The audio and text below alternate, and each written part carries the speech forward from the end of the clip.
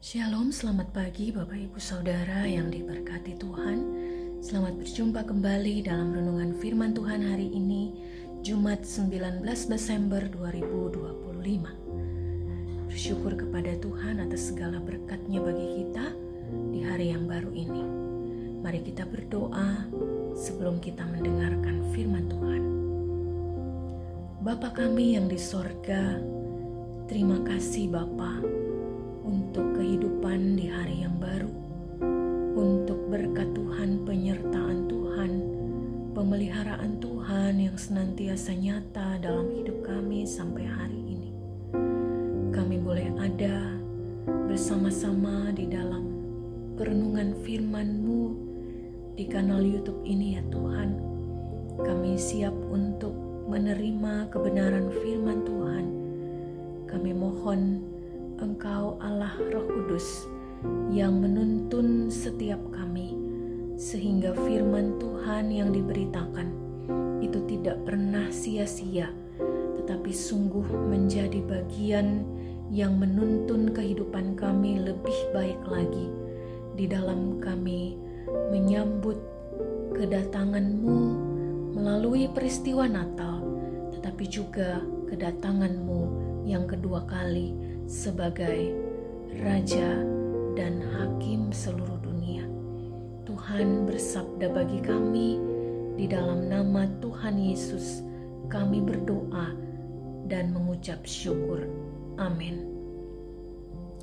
Firman Tuhan pagi ini di dalam kitab Nabi Yehezkiel pasal 36 ayat 26 sampai 27 yang berkata demikian.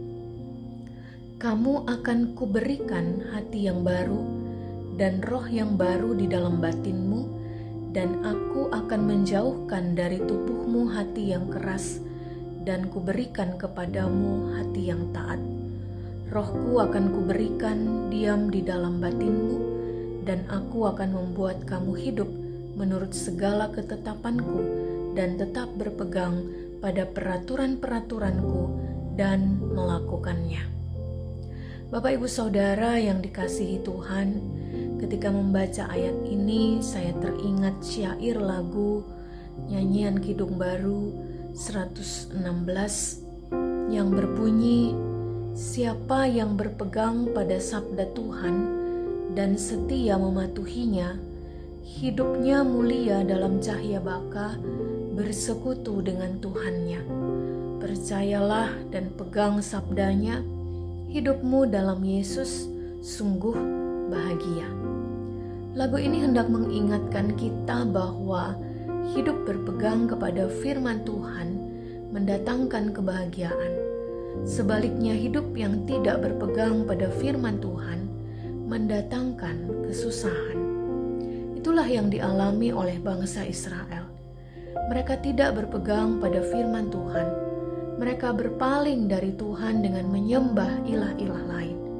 Akibatnya Tuhan mengizinkan mereka menjalani hidup sebagai orang-orang buangan di Babel selama 70 tahun.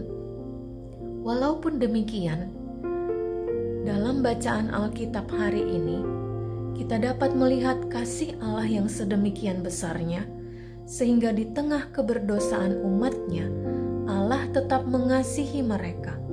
Ia berkenan mengampuni mereka dengan mentahirkan mereka dari dosa mereka dan memberikan mereka hati yang baru dan roh yang baru, bahkan Roh Kudus yang menyertai mereka. Kehadiran Roh Kudus yaitu Roh Allah itulah yang memampukan umat untuk hidup berpegang pada firman Tuhan. Bapak Ibu Saudara, di Minggu Advent yang ketiga ini, firman Tuhan terus mengingatkan kita untuk membaharui diri, memiliki hati yang baru. Artinya kita mau membersihkan hati, bahkan memiliki roh yang baru, yaitu hidup yang baru. Tidak lagi hidup sebagai manusia lama, dengan segala dosa yang terus dilakukan, tetapi hidup sebagai manusia baru dalam tuntunan kuasa Roh Kudus. Memiliki hati yang baru dan roh yang baru dalam tuntunan Roh Kudus berarti kita hidup berpegang pada firman Tuhan, yaitu kasih. Kita mengasihi Tuhan dengan sungguh-sungguh, setia dan taat kepadanya, tidak mengeraskan hati kita. Kita hidup mengasihi sesama dengan ketulusan, saling menolong, saling mendoakan, saling mengampuni satu dengan yang lain. Sehingga dengan demikian, kita siap menyambut Dia yang datang sebagai Tuhan dan Raja di atas segala raja. Mari kita berdoa. Bapa, kami rindu untuk menyambut Engkau sebagai Tuhan dan Raja di atas segala raja dalam kehidupan yang baru. Kami mau selalu membersihkan hati kami.